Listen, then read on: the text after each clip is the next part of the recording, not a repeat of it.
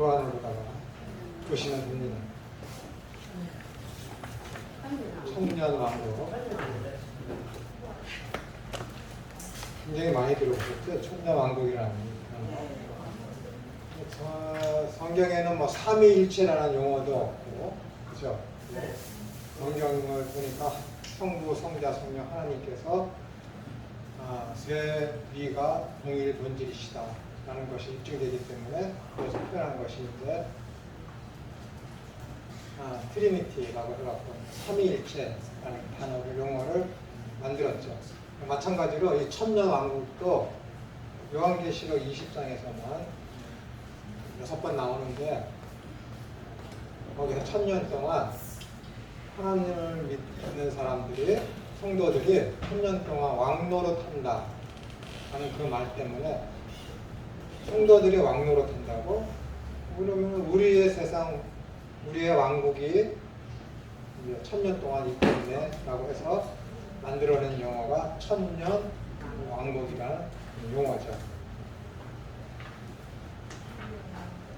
천년 왕국에 대해서 살펴보겠습니다. 기독교 역사 중에 종말론을 논할 때 그리스도인들이 가장 관심을 갖게 되는 것 중에 하나가 천년 왕국입니다. 왜냐하면 이 천년 왕국 요것을 기준으로 해서 그리스도께서 천년 왕국 전에 오시는가, 천년 왕국 후에 오시는가, 성도의 부활이 천년 왕국 전에 있는가, 천년 왕국 후에 있는가, 아마겟돈 전쟁이 천년 왕국 전에 있는가, 천년 왕국 후에 있는가, 정말로는 이것으로다가 연결되어 있어요. 특히 하나님을 믿는 사람은, 구원받은 사람은 이 천년 동안에 내가 아무 서름도 없이 무소불위의 능력을 가진 왕의 권위로서 살아간다는 그것 때문에 굉장히 좋아하죠. 관심이 많고. 그런데 이 천년 왕국이 무엇이냐, 그 천년 왕국이 언제 임하느냐에 따라서 굉장히 과격하게 구분이 됩니다. 그럼 만약에 신약 시절에 종말론을 공부할 때, 종말론을 공부하면 보통 신학교를 4년 다니고 그 다음에 신학원을 3년 다닌다 했을 때, 보통 신학교에서 4학년 초나 1학기나 신학원에서는 3학년 마지막에 이제 배우지 않습니까? 그러니까 일반 대학을 나온 사람은 대학교에 안 가고 신학원에 가니까 3년 동안 배우면서 NDB 과정을 밟으면서 한 학기에 한 과목씩 배우게 되면은 졸업한 시기인 3학년 말쯤에 2학기쯤에 6학기째에 되는 때에 이 종말론을 보통 배우게 됩니다. 그러면 그동안에 어떻게 되는가요? 성경을 읽고 해석하는 능력이 조금 생겨요. 그렇죠? 그러니까 일반 대학 안 가고 그냥 신학 대학교 간 사람은 3년이 지난 다음에 어쨌든 3년이라는 시간 속에서 계속해서 성경 말씀을 공부를 했기 때문에 조직신학이니 신약신약이니 구약신약이니 변증학이니 아주 다양하게 공부하니까 성경을 읽고 해석하는 능력이 이제 생기겠죠. 그런데 이 종말론을 딱 접하게 되면은 다 끝이에요. 그동안 있었던 모든 것에 대해서 용어가 생소하거든. 성경을 계속 읽어나가면 창세기 너무 재밌어. 출애굽기 흥미로워. 이스라엘이 어떻게 했지? 레위기 딱 전부 들면서 이게 뭐야? 제사, 절기 막 그런 거. 민수기 가니까 숫자가 너무 많아. 신명기 가니까는 출애굽기, 레위기에 있었던 그것들에 대해서 또 설명을 해. 재미없어. 신약성경을 재밌게 읽어. 야 대단하다. 로마서에 딱 읽으면서 와 로마서는 신약성경의 꽃이야. 막 그러다가 쭉쭉쭉쭉쭉 되어서 다 읽으려고 했는데 요한계시록에 딱 걸려서 3장을 딱 넘어가니까는 이상한 소리들이 막 나와. 여자가 무엇이며 1260일이 무엇이며 한때 두때 반때가 무엇이며 42 해가 무엇인지 용이 무엇이며 맨이 무엇이며 바다가 무엇이며 나팔, 재앙, 인 이런 게 막 나오니까는 모르는 거야. 그래서 칼빈도 요한계시록은 주석을 안 썼습니다. 그 위대한 학자가 법학대학까지 나왔던 사람이 칼빈의 강의, 성경 주석을 다 쓴 사람이 요한계시록만 난 모르겠다. 그래서 안 썼어요. 그러니까는 이 종말론을 배울 때는 그냥 주입식이야. 잘 들어. 쭉쭉쭉쭉 얘기해. 질문하고 잘못하면 너 이단이야. 그런 사고방식을 가지면 그러는 거죠. 근데 이거는 이제 굉장히 어렵습니다. 그리고 이제 거기서 가르쳐 주는 대로 종말론을 배웠어요. 졸업을 했어. 그래서 뭐 전도사 생활하고 강도사 생활하고 목회자가 딱 돼서 현장에서 이제 목회를 하려고 성경을 이제 딱 꺼서 종말론은 요한계시록에서 설교를 하려니까는 자기가 배웠던 옛날 그 강의안을 딱 펼쳐봐. 그래서 딱 보는데 자기가 생각하는 이 천년왕국하고 4, 5년 전에, 3, 4년 전에 교수님께서 가르쳤던 그 천년왕국이 자기의 생각과 맞지 않아. 인터넷을 막 찾아보겠지. 책도 막 찾아보고. 그럼 가장 크게 영향 미치는 게 뭐예요? 세대주의 전쟁입니다. 거기에 물드는 거야. 모르니까.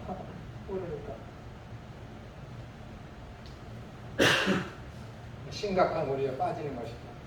그래서 우리나라에서는 대부분의 4대 신학교라고 하는 이런 큰 신학교에서는 실현된 천년기 설, 그 다음에 무천년설 또는 현천년설, 이게 다 같은 한 천년기설을 얘기하는 건데 이것을 가르치는데 이것이 정설이다라고 가르치는데 이것이 성경의 주장이고 이것이 어거스틴이 받아들였고 기독교의 개혁파에 가지고 있는 천년기설의 정통이다 라고 하면서 이 무천년설, 여러분 귀에 익숙한 단어를 말씀드리겠습니다.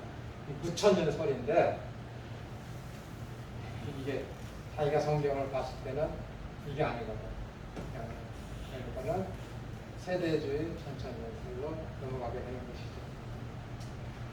이렇게 세대주의 전천년설을 하는 사람의 특징이 무엇이냐면 요한복음을 설교를 안 해요. 요한복음 설교 안 해요.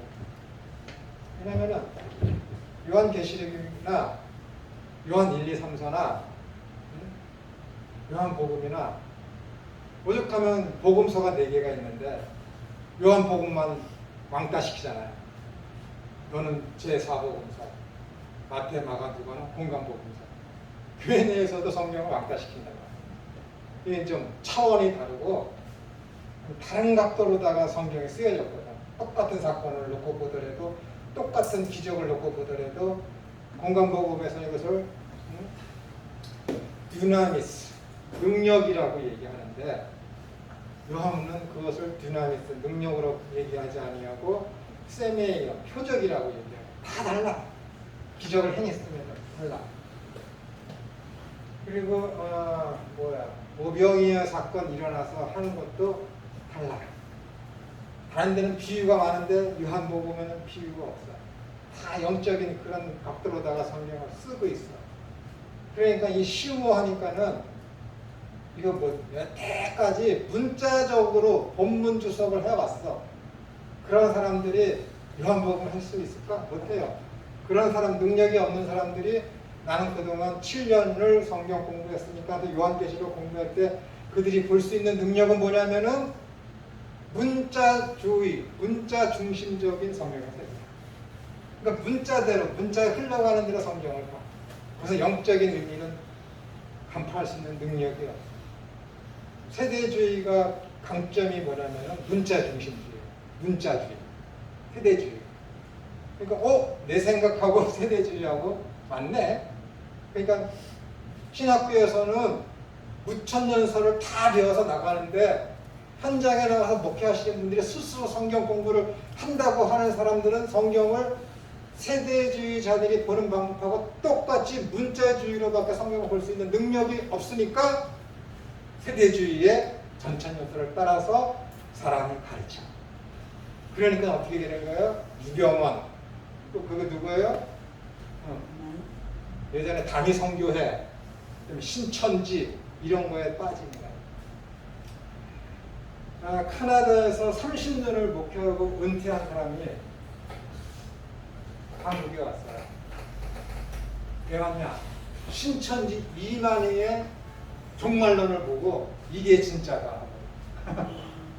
캐나다에서 30년 동안 개신교 목사로다가 교회에서 설교하고 가르치던 사람이 이만희의 종말론 강의를 듣고 그 책을 읽고 이게 진짜다 하고 한국에 왔다니까. 이게 개신교의 실상입니다. 네, 문자주의로 하니까 문자 중심주의. 그러면 안 되거든요.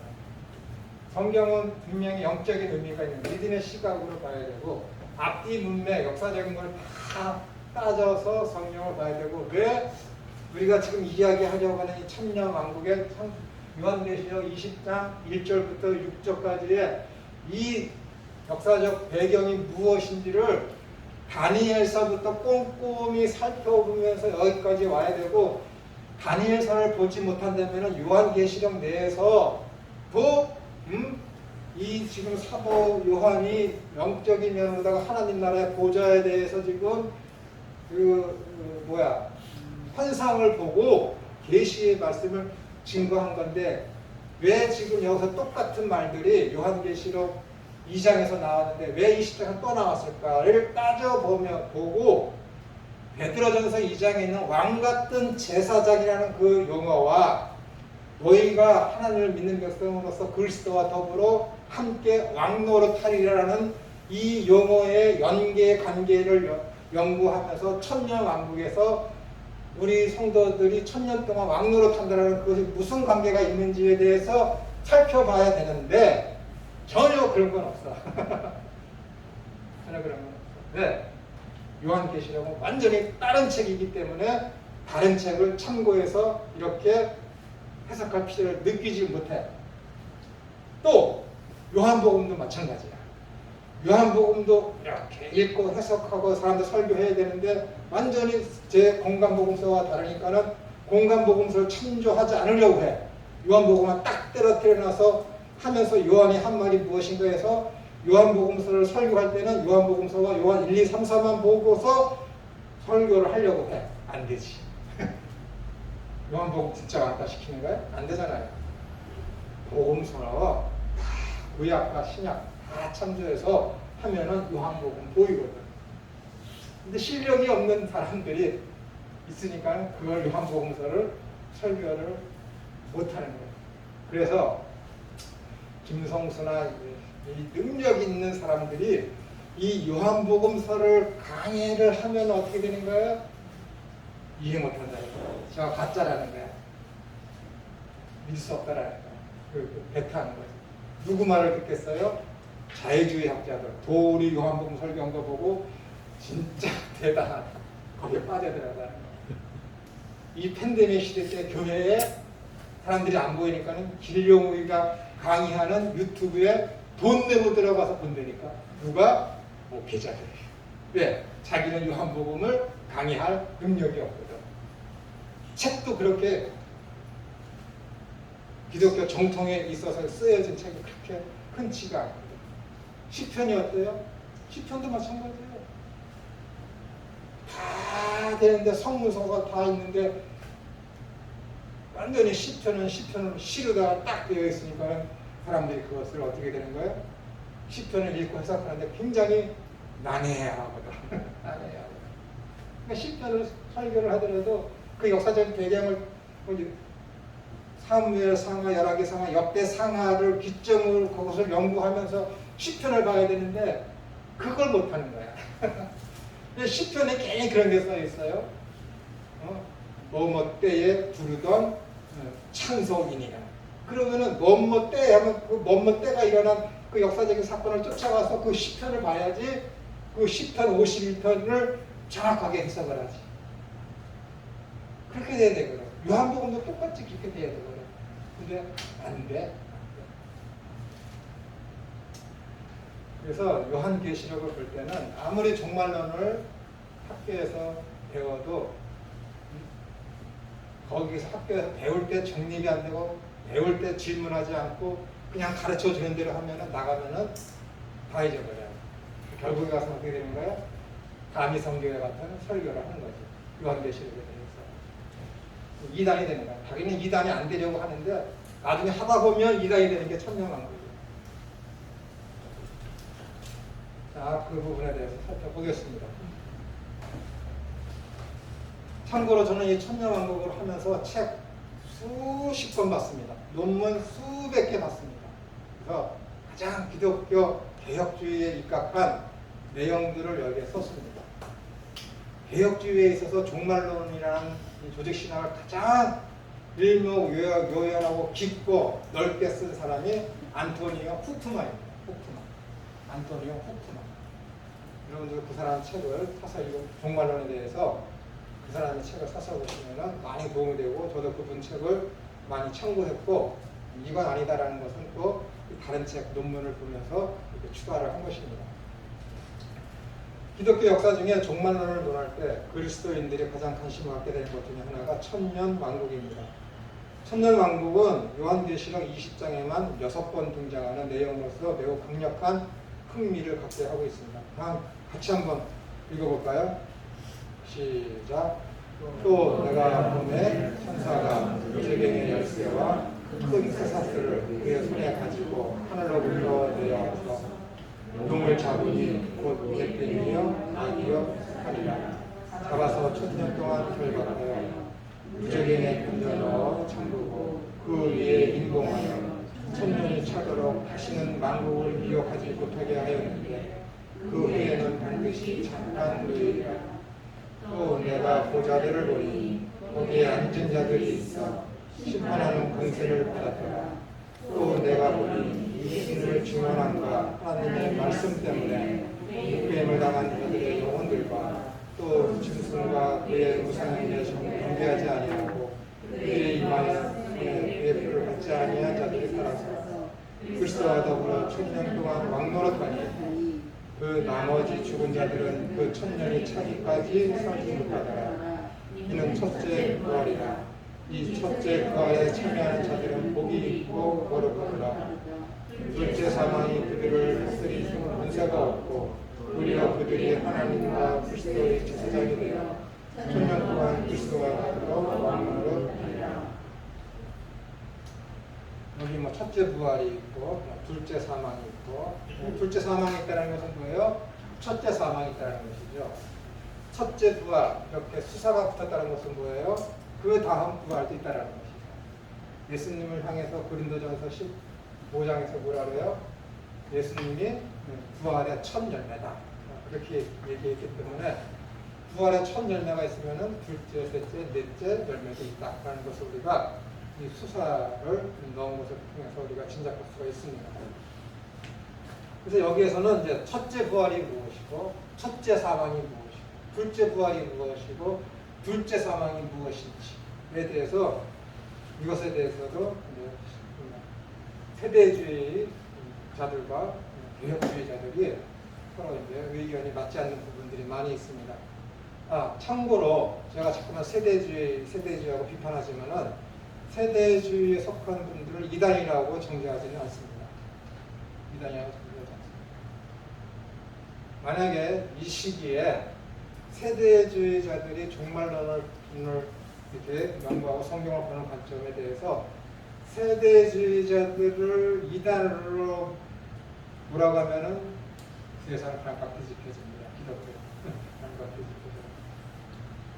나중에 이제 세대주의가 성경을 어떻게 보고 있는지 세대주의니까는 한 세대, 두 세대, 세 세대를 나눈다는 거잖아요. 성경의 역사의 시대를 이 인류 역사의 시대를 성경적으로 봤을 때 세대를 구분한다는 거예요. 세대주의자들은. 그래서 붙여진 이름이죠. 자, 무천년설. 오늘날 기독교 개신교에서 이것이 정설이다라고 보통 큰 교단, 합동, 통합, 배신이 없어요. 배신도 있지만은 백성, 그 다음에 감리교는 그렇고, 큰 교단, 개혁 정통이라고 하는 그런 교단에서는 다 이 무천년설을 학교에서 정설이다라고 하면서 가르치고 있습니다. 이 무천년설은 현천년설이라고도 얘기하고, 그 다음에 여기는 기록되어 있지 않지만 실현된 천년설 이렇게 이야기도 하고 있습니다. 어떤 한 학자가 무천년설 그러면 천년설을 부정하는 것 같이 느껴지니까는 우리는 천년설을 부정하는 게 아니라 인정한다. 그렇기 때문에 이것이 현재 우리가 살고 있는 시기가 천년 왕국 시기이니까는 실현된 천년설이라고 하자라고 한 학자가 주장을 했어요. 그러면서 실현된 천년설도 좋지만 현재 이루어진 천년설이니까 현천년설로 하자고 지금은 이제 현천년설이라고 명명하려고 해서 부르는 사람들이 굉장히는 그렇고 좀 생기고 있습니다. 점점. 근데 대부분의 사람들은 무천년설이라고 그동안 수백 년을 그렇게 주장해 왔기 때문에 사람들이 이 무천년설을 굉장히 이해를 하는데 익숙해져 있고 이 단어를 쓰고 있죠. 근데 오해를 하잖아요. 무천년설? 천년기가 없다고? 그렇게 생각되잖아요. 용어가 그래서 그렇지 천년기를 부정하는 게 아닙니다. 한번 살펴보겠습니다. 무천년설은 천년왕국 후에 예수 그리스도께서 재림하신다고 믿으며 현재가 천년왕국의 기간으로서 성도들이 주님과 더불어 영적으로 왕노로 탄다고 주장합니다. 보세요. 다시요. 무천년설은 천년왕국 후에 지금이 천년왕국입니다. 지금 무천년설은 실현된 천년설, 현천년설이니까 지금이 천년 기간이에요. 천년. 이 천년왕국 후에 누가 와요? 그리스도께서 재림하신다는 거예요. 그리스도께서 재림하시면 뭐예요? 천년 왕국이 끝난다는 것이죠. 무천년설은요. 재림하신다고 믿으면 현재가 천년 왕국의 기간으로서 성도들이 주님과 더불어 영적으로 왕노로 탄다고 주장을 하고 있습니다. 오늘날 개혁교회에서 가장 많은 지지를 받고 있으면서 우리나라에서 무천년설이라 불리는 무천년론 또는 무천년기설이라는 용어 자체는 마치 무천년론자들은 계시록 20장에 있는 천년 동안의 통치에 대한 내용을 믿지 않는 인상을 주기 때문에 별로 만족스럽지 못합니다. 이러한 이유로 제이 아담스라는 그의 책에서 타이미지했던 행동, 그러니까 그의 손에 그의 어떤 능력 안에 시간이 있다는 뜻으로다가 그래서 무천년주의라는 용어는 실현된 천년기론이라는 표현으로 대치되어야 한다고 주장합니다. 왜냐하면 무천년주의자들은 요한계시록 20장의 천년기가 미래를 의미하는 것이 아니라 누가요? 우리가 무천년주의자들이 요한계시록 20장의 천년기가 미래를 의미하는 것이 아니라 지금 실현 과정 중에 있다고 믿기 때문에 그렇습니다. 왜냐하면 하나님께서 주님께서 하나님의 나라가 이미 너희 가운데 임하였다. 예수님께서 뭐래요? 왕 같은 능력으로서 왕으로서 이 세상을 지금 다스리고 있다라는 거예요. 그의 영이 우리 속에 있잖아요. 그와 더불어 어떻게 돼요? 우리가 왕노로 탄다는 것이죠. 영적으로 봤을 때 무천년설은希腊에서 시작된 그리스죠. 우화적 해석이 필로는 예수 그리스도께서 모시기 전에 활동했고 예수님 당시에도 있었던 인물이라고 추정되는 사람인데요. 이 필로와 오리겐 등을 통해서 점진적으로 교회에 들어온 다음에 아우구스티누스, 그러니까는 우리가 일상적으로 알고 있는 어거스틴이요. 이 아우구스트 힝스가 이를 받아들인 후 체계화되었습니다. 현대에 이르러 무천년설을 신봉하는 대표적 학자는 이게 쭉 이렇게 나와 있고요.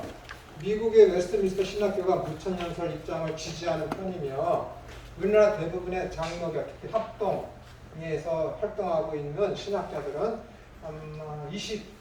20세기에는 근 한 100년 동안 대부분 이 웨스트민스터 신학교로 졸업하신 분들이 오셔서 강의를 했죠.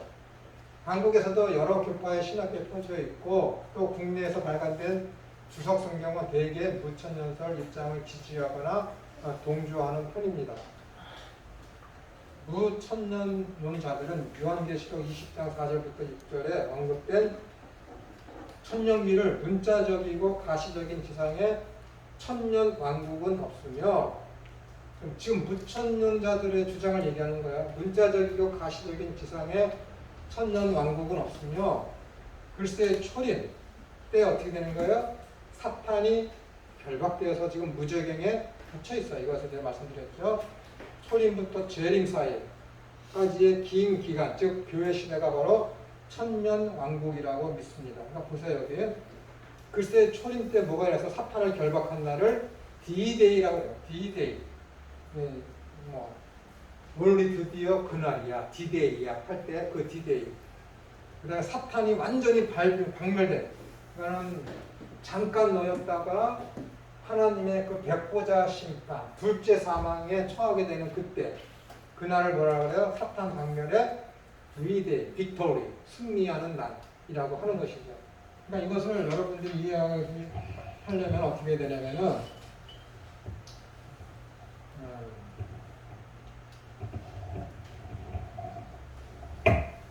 우리나라는 아직 전쟁 중이라 전쟁 평화 끝난 게 아니라 남북관계는 아직 평화 협정을 맺어서 있는 그런 상태이기 때문에 유럽을 예를 들겠습니다. 여기 유럽이 있으면 여기 이제 독일이 있고 여기 이제 프랑스가 있잖아요. 2차 세계대전이 일어났는데 여기 노르망디가 여기 있잖아요. 연합군들이 이 노르망디를 상륙을 성공했기 때문에 어떻게 된 거예요?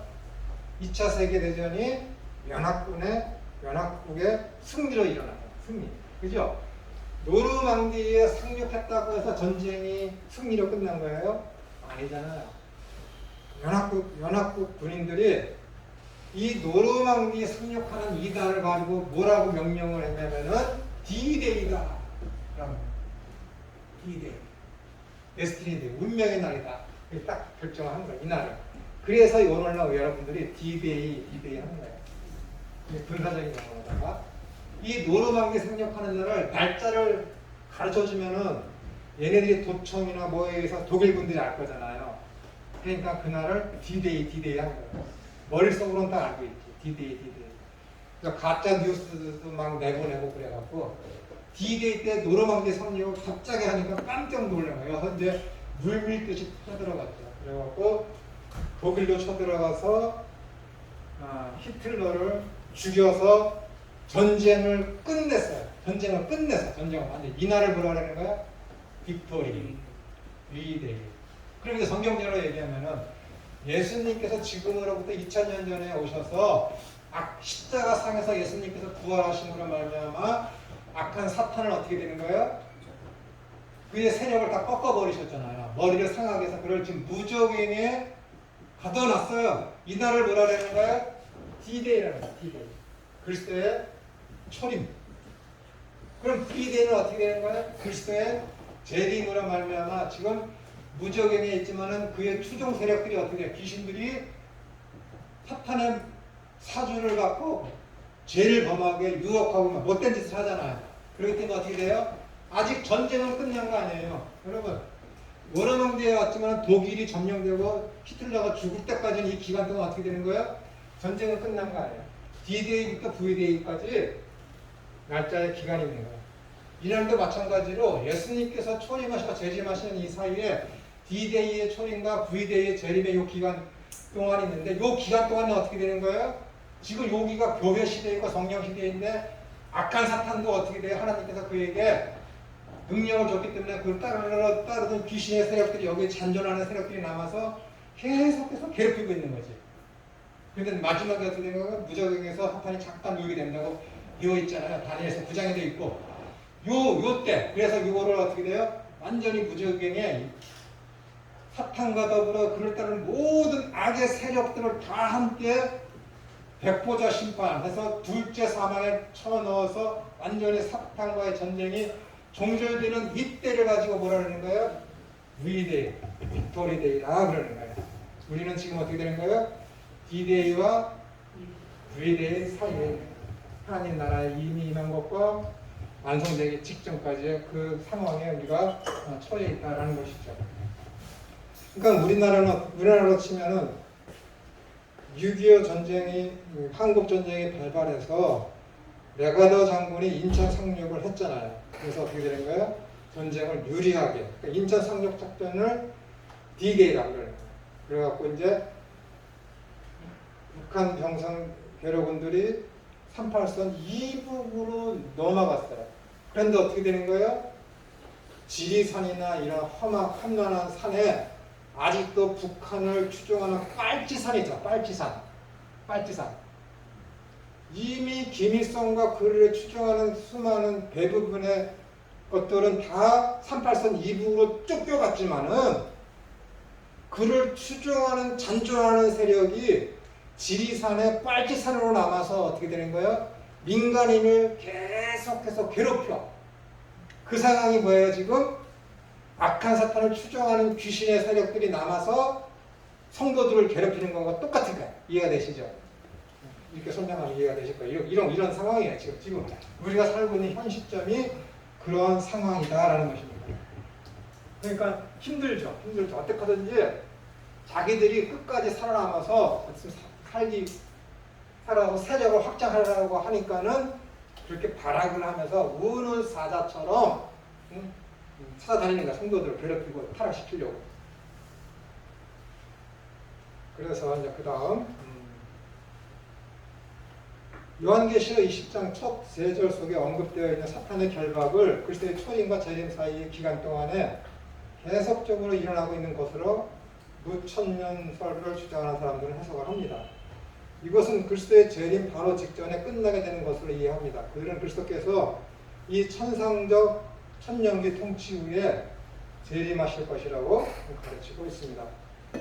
그러니까 이들의 주장을 다시 한번 간략하게 말씀드리면 장두만이라는 분이 쓴 그 책에서 제가 발췌를 한 겁니다. 첫째, 계시록 20장 1절부터 10절에 나오는 천년을 문자적인 의미로 이해하지 않고 상징적인 숫자로, 즉 완전 또는 완성을 나타낸다고 해석을 합니다. 천이 뭐예요? 천이 10의 3승이잖아요. 10 곱하기 10 곱하기 10 하면 천이잖아요. 그죠? 10이 완전수이고 3이 뭐예요? 하나님을 나타내는 숫자잖아요. 3위일체. 네, 그래서 이 천을 충만하다, 완성되었다, 그 의미를 가진 것이 천이라는 숫자입니다. 혹시 여러분들이 아실지 모르겠지만은 요한복음서에 보면은 예수님께서 부활하신 후 갈릴리 바닷가에서 고기를 잡고 있는 제자들에게 주님께서 오셔서 고기를 저 한가운데 던지라 해서 고기를 잡아왔지 않습니까? 그래서 그때 그 물고기가 나왔을 때 그 물고기 숫자가 몇 개였죠? 153개였나요? 네? 153. 그게 무슨 의미인지 아세요? 그게 다 의미가 있어요. 왜 하필이면 그 숫자들을 세는데 왜 하필이면 153일까 했을 때 구약의 히브리어를 거기다가 배치를 하면은 히브리어는 알렛 할 때 그 다 1, 2, 3, 4 숫자가 거기 붙어 있잖아. 아라비아 숫자를 그때는 없었으니까는 그 알파벳 하나가 거기에 그 글자가 하나 숫자를 상징하거든요. 그래서 이 153을 히브리어에다 딱 배치하면은 그 히브리어가 알벤이라는 뜻이에요. 알벤이 뭐냐면 하나님의 아들이라는 뜻이에요. 그 153이 갖고 있는 의미가 하나님의 아들이라는 것이죠. 그러니까 성경에 나오는 이 숫자들이 괜히 하나님께서 쓸데없이 그거 세워서 뭐 하겠다는 거예요? 몇 마리 잡았나 하고 그냥 하나 둘 그 힘들게 그걸 왜 세겠습니까? 그래서 153이라고 밝힌 이유가 너희가 사람을 낳는 하나님의 자녀들을 낳는 사람을 낳는 어부가 되게 하리라 하는 그 약속을 이루시기 위해서 베드로한테 그것을 세게 하셔서 153을 했을 때 그것을 히브리어로 딱 얘기했을 때 그 몇 개야 그랬을 때 알벤입니다 그럴까요? 알벤 그죠? 그 알벤이 뭐예요? 단어로 하나님의 아들 놀랬을 거라고 그들도 신적인 능력이 거기에 발휘 된 것이죠. 그래서 사도 베드로나 제자들이 사람을 낳는 어부가 되게 하는데 그것이 이제 정신을 깨우치는데 하나님께서 사용하셨다라는 것이죠. 이렇게 성경에 있는 이 숫자들은 숫자 그것만을 나타내는 것이 아니라 153마리 잡았다라는 것이 아니라 숫자가 가지고 있는 그 숫자를 통해서 계시하시고자 하시는 하나님의 정확한 의도가 거기 있다라는 것이죠. 그렇기 때문에 여기에서 천년 왕국했을 때 이 천년이라는 것도 정확히 천년을 의미하는 것이 아니라 지금 여러분과 제가 말씀을 통해서 서로 주고받았듯이 천은 10 곱하기 10 곱하기 10 해서 10이 3개로 이렇게 연산되어서 나타나는 것처럼 완전하고 충만하고 부족함이 없는 그런 뜻으로다가 하나님께서 이 천이라는 숫자를 천년 기간이라고 말씀하신 것이지 어떻게 정확히 천년이다. 천년 동안 너희들이 정확히 천년 동안 왕노로 탄다라는 그런 것을 의미하는 것은 아니다라는 것을 우리가 그냥 짐작할 수 있습니다. 짐작이 아니라 이거 확실한 것이죠. 숫자적으로 봐서는 안 된다라는 것이에요. 그것을 담고 있는 의미가 무엇이냐라는 것이죠. 이들은 천년을 문자 그대로 볼 수 없고 완전수인 10을 3번 곱한 충만수로 봐야 한다고 한다는 확고한 입장입니다. 이들은 천년 왕국의 천년을 교회 역사에 대한 상징으로 봅니다.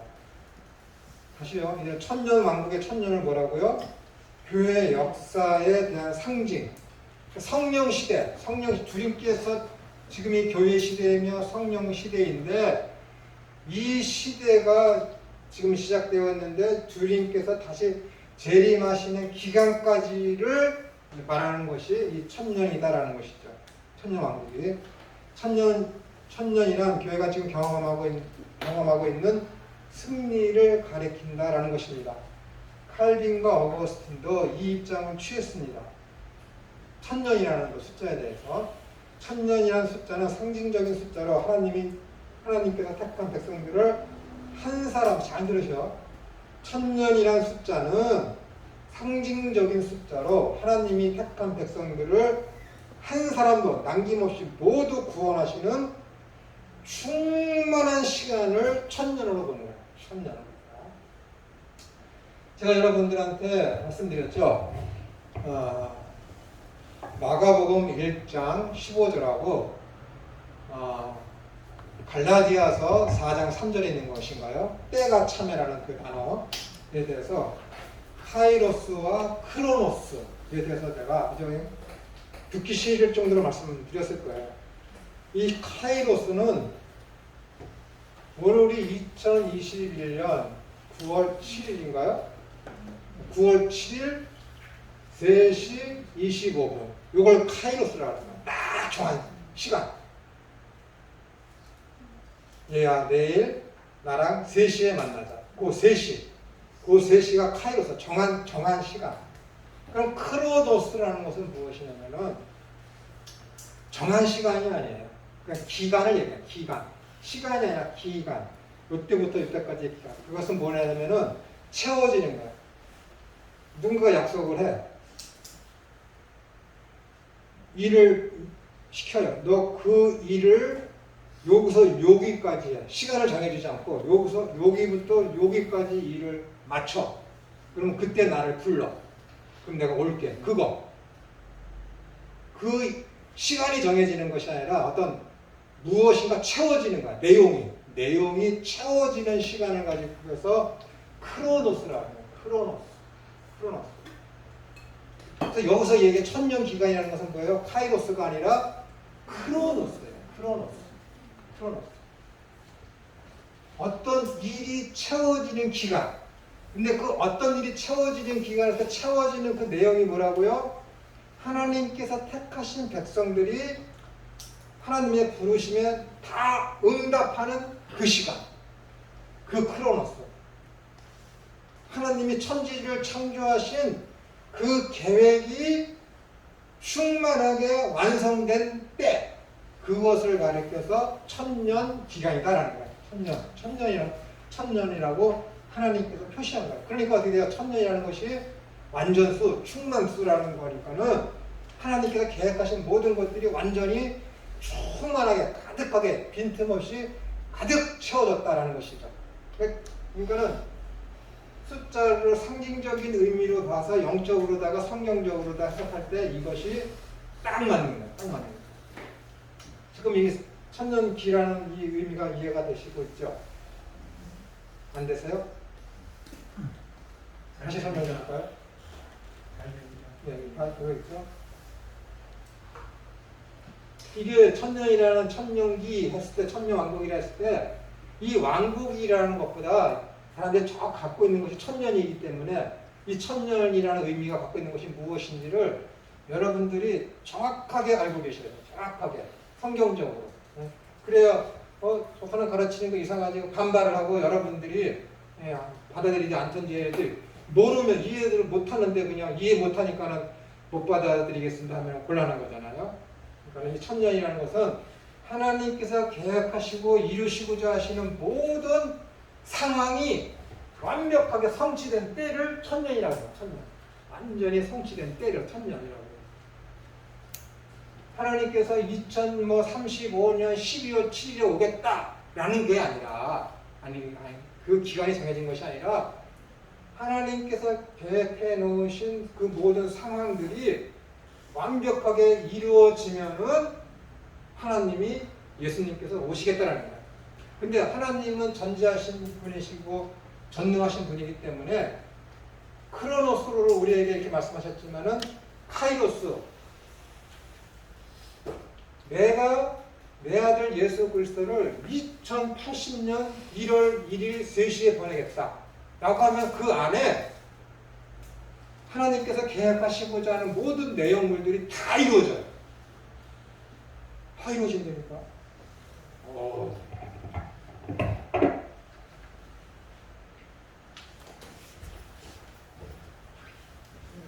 여러분들이 저기 뭐지? 그 카이로스와 크로노스에 대해서 강의할 때 듣지 못하신 분이 계셔서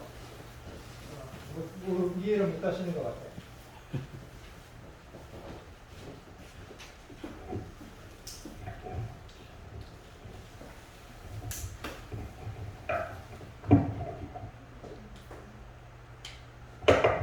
예수님께서 기원전 4년에 오셨죠? BC 4년에 오셨어요. 역사가 쭉 있어요. 이제 십자가를 지셨고 같이 갖다 놓고 예수께서 오셨으니까는 이게 BC 4년 정확한 날짜는 모르지만은 12월 25일이라고 합시다. 12월 25일 AM 한 4시 15분. 이건 뭐예요? 카이로스겠지. 카이로스. 시간이 정해진 거니까. 근데 크로노스가 돼요. 크로노스가 있겠죠. 크로노스는 내용물이 채워지는 거예요. 근데 BC 400년에 말라기에 의해서 하나님의 계시가 더 이상 없어요.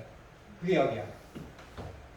이 400년, 396년인데 정확히는 400년이라는 이 기간 동안에 하나님께서 예수님께서 오시도록 상황을 만들어야 돼요. 상황.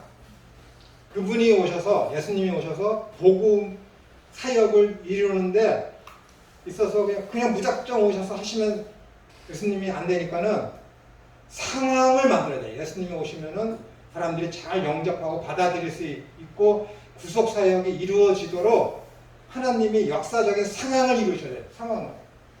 성경에는 없지만 인류 역사도 주장하셔서 하나님께서 구속사를 이루시는 분이 하나님이시기 때문에 그분은 전지하시고 전능하신 분이에요. 그러니까 구속사와 일반사를 우리가 구분하지만은 이 일반사도 하나님의 절대 주권하에 하나님의 섭리에 사용되고 있어요. 섭리에 의해서 운영되고 있습니다. 여러분들 내가 뭐 교회에서 구속사, 일반사 구분하지만은 이 통틀어서 하나님이 다 이 역사를 주관하시는 분이세요. 그분이 창조주이시기 때문에 하나님의 구속사는 일반 역사 안에서 이루어지는 거예요. 일반 역사 안에서. 그것을 무시하지 않습니다. 근데 이때에 누가 태어났어요? 아리스토텔레스, 소크라테스, 플라톤, 아리스토텔레스, 필로. 이 네 명의 위대한 철학자가 생겨났어요. 그리고 이 기간에 누가 있었어요? 그리스에서 알렉산더 대제가 있었어요. 그 다음에 누가 있었어요? 로마가 있었죠. 알렉산더 대제는 전 유럽과 아시아를 통합해서 언어와 문화를 통일시켰어요. 그래서 헬레니즘이라고 그러죠. 헬레니즘. 이들이 임의로 한 것 같지만은 악한 사탄이 부려서 하나님이 그걸 허락하셔서 이들이 그 일을 한 거예요.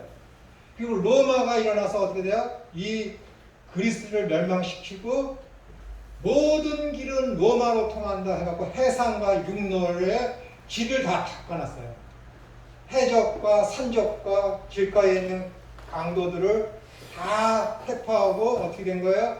중학도 짓고 길도 넓히고 여행하기도 편하고 언어가 통일됐으니까 말도 헬라어로다가 그리스어로다가 말하기도 소통하기 편하고 문화의 차이도 별로 나타나지 않으니까 사람들이 서로 이해하기도 쉽고 하는 언어, 문화, 교통, 여행 그런 모든 것들이 다 어떻게 되는 거예요? 여기서 다 이루어진 거예요. 일반 역사 속에. 언제? 예수님께서 오시기 전에 이루어졌어. 근데 왜 소크라테스, 플라톤, 아리스토텔레스, 필로 얘기를 하냐면은 소크라테스가 뭐라고 그래요? 너 자신을 알라 그래. 너 자신을. 그리고 뭐라 그래요? 아는 것과 행하는 것은 다르다. 이 소크라테스가 한 말이에요. 근데 너 자신을 알라. 이게 왜 이렇게 중요하냐면은 구속사와 일반 역사와 철학에 의해서 소크라테스가 사람들을 찾아가. 시장의 한가운데 서 있어. 그럼 저기서 누군가 와. 아무것도 없는 사람. 꼴랑꼴랑 공부 붙잡아. 소크라테스가 붙잡아. 알든 모르든 붙잡아. 너 왜 그렇게 걸어? 얘기할 거 아니야. 그렇게 걸으면 너한테 뭐 유익이 있어? 그게 뭔데? 이게 유익해. A라는 게 있어. 그럼 A가 유익하다고? 그 A가 뭔데? A에 대해서 쭉 설명을 해. 그래서 소크라테스가 A에 대해서 반대 설명을 해. 계속해서 계속해서 물고 들어가서 어떻게 되는 거야? 결국에 그 사람이 난 몰라. 할 때까지 질문하고 들어가는 거야. 처음엔 어떻게 되는 거야? 너 그거 알아? 응, 알아. 그래, 너 안다고? 좋아. 네가 얼마나 잘하나 보자. 계속 물고 들어가서 얘가 나 모르겠다. 할 때까지 질문을 하는 거야. 그러니까는 당대에 가장 똑똑한 사람이 누구냐 했을 때 사람들이 다 누구야? 소크라테스라고 그래. 근데 소크라테스가 왜 자기가 자기 자신을 보고 내가 제일 똑똑하다 그러냐면은 나는 다른 사람들은 다 자기가 뭔가를 안다고 하는데 실제로는 몰라. 그러니까 모르는 거지. 그러니까 자기가 모른다는 것을 다른 사람들은 몰라. 이해되세요? 소크라테스가 하는 말이야. 다른 사람들은 자기가 무엇인가를 모른다는 것을 몰라. 근데 소크라테스는 어떻게 해요? 자기는 무엇인가를 모른다는 것을 알아. 왜 다른 사람보다 자기가 하나를 더 아는 거지. 그 하나가 최고라는 거야. 그래서 소크라테스가 너 자신 안 알아. 너는 아무것도 몰라. 또 아무것도 모른다니까 이해가 돼서요. 그래서 소크라테스가 너 자신을 알라라고 얘기한 거야. 여러분 지금 수천만 원짜리 강의 듣는 거야 지금. 네. 너 자신을 알라. 이렇게.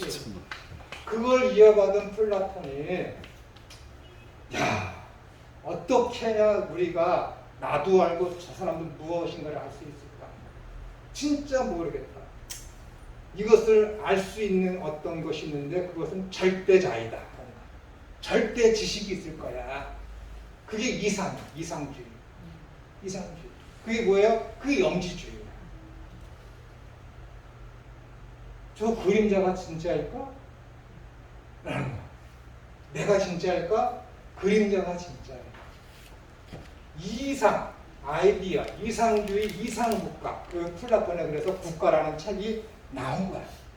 그래서 이상주의 국가가 무엇이냐라고 거기서 쭉 얘기했지. 그래서 모든 지금의 가장 뛰어난 프랑스의 주일 빌레즈라는 이 철학자도 지금 이르기까지 2300년에 이르기까지 모든 철학, 칸트며 데카르트며 루소며 누구도 할 것 없이 플라톤의 이 이상주의 철학, 이 국가라는 책에서 철학 사상 체계를 벗어나는 철학자가 아무도 없어요. 모든 철학자들은 다 플라톤의 제자야. 플라톤의 제자니까 그의 영향 체계에서 벗어나는 사람이 아무도 없어요. 이 플라톤이 그 모든 것을 알 수 있는 저 절대자를 알 수 있는 것이 무엇일까? 그것에 대해서 계속 연구했지만은 몰라. 그래서 그것을 갖고 이상주의 아이디얼이라고 플라톤이 얘기했어. 그래서 아리스토텔레스까지 넘어왔죠. 이 아리스토텔레스가 누굴 가르쳐요? 알렉산더 대제를 가르칩니다. 세계를 정복한 알렉산더 대제의 스승이 이 아리스토텔레스예요.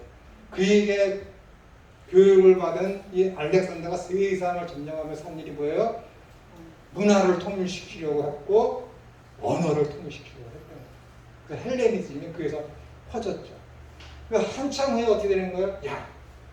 세상에서 그 이상주의, 그 나라에 가면은 절대자가 있는데 그 이상주의에서는 어떻게 되는 거예요? 악이 하나도 없고 선만 이루어져야 돼요. 선. 근데 그 진짜 절대자에서 이루어지는 그 선이 무엇일까? 그 선이 무엇일까? 라고 했을 때 어떻게 되는 거예요? 필로가 그것은 로고스야 라고 하는 거예요. 그것은 로고스다. 누가요? 플라톤이 절대자가 있을 거야. 뭘 이루는? 이상국가를 이룰 수 있는 절대선이 있을 거야 라고 가르쳤다니까. 그걸 300년 동안 계속 연구해 오는데 예수님이 오시기 바로 전에 필로라는 학자가 우리의 철학의 아버지이며 스승인 그분들이 이야기했던 선을 이룰 수 있는 절대자가 있는데 그것이 뭐라고? 로고스라니까 라고 얘기해요. 로고스. 그래서 예수님이 오셨죠. 요한이 글을 쓰기 시작했잖아요. 태초에 말씀이 계십니다. 이 세상에서 이상국가를 이루며 절대선을 이룰 수 있는 게 뭐라고? 로고스라니까. 누가 그랬어요? 일반 세상에서 철학자들이 해갖고 아테네에 있는 사람들은 절대선하면 무조건 로고스야. 로고스라니까. 근데 그 로고스를 요한이 성경에 갖고 들어와서 예수 그리스도가 로고스다라고 얘기한다. 얼마나 대단합니까? 하나님이 가만히 계신 것 같죠? 400년 동안 계시가 없었으니까. 일반의 국가들의 대제, 알렉산더 대제나 나라를 이용해서 여행과 문화와 언어를 통일시키게 만드셨고, 일반 철학자들을 통해서 예수 그리스도가 로고스다, 절대자이시고 절대선을 이룰 수 있는 유일하신 분이다라는 것을 누가 얘기했어? 소크라테스, 플라톤, 아리스토텔레스, 필로, 세상 사람들이 얘기했다니까. 근데 그걸 갖고 와서 어떻게 된 거예요? 성경의 저자인 사도 요한이 너희들 지금 절대선을 찾고 있지? 로고스 말이야. 그 로고스가 누구라고? 우리 주 예수 그리스도. 선포를 해버린 거야. 얼마나 대단합니까? 이것이 이루어지는 것. 이런 모든 역사를 주장해서 예수님이 바로 그분이시다라고 선포할 수 있는 모든 상황이 충만해지는 그 시간을 뭐라 그래? 크로노스라고 그래야 됩니까? 크로노스. 이 천년기가 크로노스라니까요, 여러분. 예수 그리스도께서 재림하시기 딱 알맞는 모든 상황이 만들어지게 되는 기간이 천년이라는 거예요. 근데 이 천년이 뭐라고? 상징적인 것이라니까요. 정확히 1부터 1000까지 천년 기간을 얘기하는 것이 아니라 상징적인 것. 천년은 뭐라고요? 하나님께서 계획하신 모든 것이 충만하고 완벽해지는 기간, 때. 그거래요. 근데 어떻게 되는 거예요? 하나님께서 카이로스를 정해놨잖아요. BC 4년 12월 25일 새벽 4시 15분에 내가 내 아들을 이 땅에 성육신시키겠다 라고 했어. 그럼 그날이 이날이야. 이날까지 어떻게 돼야 돼? 이 크로노스가 성취되도록 하나님께서 섭리하시는 거야. 그러니까 섭리가 필요한 것이지. 이 카이로스가 없고 이 크로노스가 있다면은 인간 역사 주장하면서 천천히 하면서 흘러가는 대로 내버려 두시면 언젠가 이루어지겠지. 근데 하나님께서 어떻게 돼요? 카이로스와 크로노스를 정해 놓으셨기 때문에 이 카이로스 요 때까지 이 상황이 만들어지도록 인류 역사를 주장하신다니까. 그러니까 하나님 뭐예요? 구원과 일반사의 모든 것의 주인이라는 거예요. 주인. 그 중에 악한 사탄이 공중권세 잡은 자로서 그가 또 어떤 일을 하고 하는 것을 하나님 어떻게 하는 거예요? 그래 해봐라 하고 허락하시고 허용하시는 거예요. 그게 어디 있어요? 욥기에 있잖아요. 그게 어디 있어요? 요셉의 형들이 어떻게 되는 거예요? 하나님이 시켰으니까 구속사를 이루시기 위해서 이스라엘 애굽에 데려가서 큰 민족을 이루시게 하기 위해서 하나님께서 요셉의 그 10명의 형들을 이렇게 부딪혀서 야 요셉 갖다 팔아라 그랬으니까 아니니까 사탄 마귀가 어떻게든지 이 12명의 이 야곱의 아들들 중에 자기의 머리를 상처낼 놈이 하나가 있기 때문에 그 형제들을 다 이간시키고 죽여서 이 구속사를 망가뜨리려고 이 10명의 형제들을 부딪혀서 어떻게 되는 거예요? 요셉을 팔아버리니까 여러분. 근데 어떻게 되는 거예요? 하나님이 그 악한 모든 것들을 허락하셨지만은 허용하셨지만은 그것을 하나님께서 전지하시고 전능하신 능력으로 섭리하셔서 하는 게 뭐예요? 그러니까는 요셉이 그러잖아. 당신들은 날 팔았지. 그러나 하나님이 악을 선으로 바꾸셨어. 그 고백이 거기서 나오는 거야. 알았기 때문에. 하나님이 그런 분이시니까. 그게 요셉에게만 상관되겠습니까? 아니라니까. 여러분과 제 개인에게도 똑같이 상관돼요. 좋은 일이 일어나고 나쁜 일이 나한테 일어나. 왜 일어나? 악한 사탄이 한다니까. 그 모든 것을 하나님 어떻게 허용하시고 허락하셨지만은 결국에는 그것을 섭리하셔서 나로 하여금 어떻게 하고 거룩하고 흠이 없는 존재 해서 어떻게 되는 거예요? 사탄은 나를 해코지하고 그 해코지하는 중에 내 친구, 내 가족이 나를 이렇게 불행하게 했지만 결국에 가서는 하나님께서 그런 모든 것들을 섭리하셔서 그 악한 것들을 선으로 바꾸셨습니다.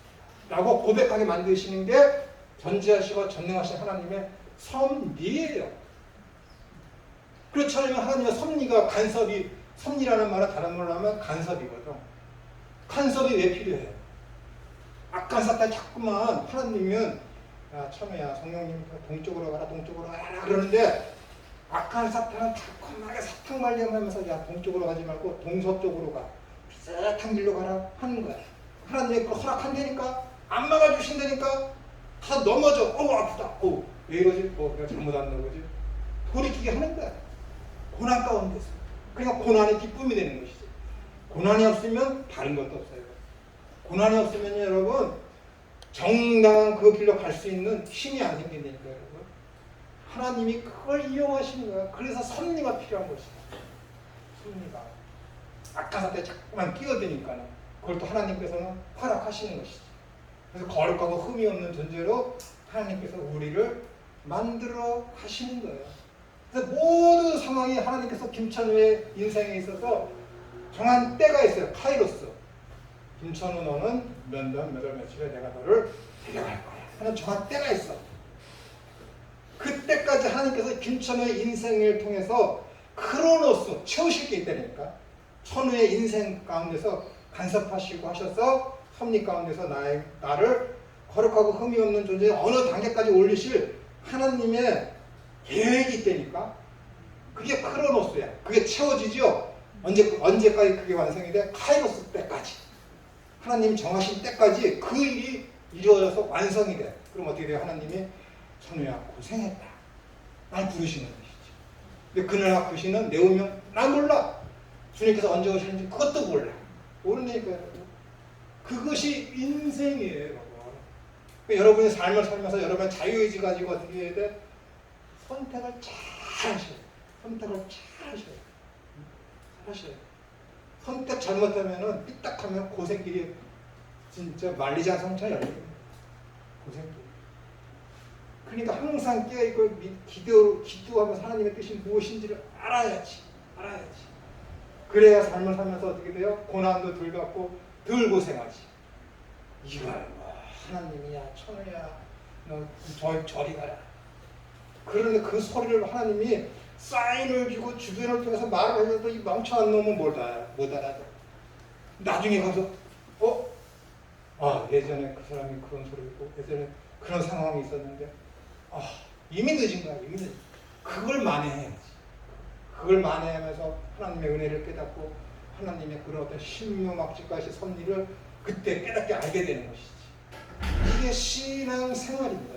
이게 신앙생활입니다. 악한 사탄이 간섭 없이 그냥 하나님의 어떤 그런 인도하심에 따라서 평안만 있다? 그건 신앙생활이 될 수가 없어요. 50분이나 할까요? 55분 할까요?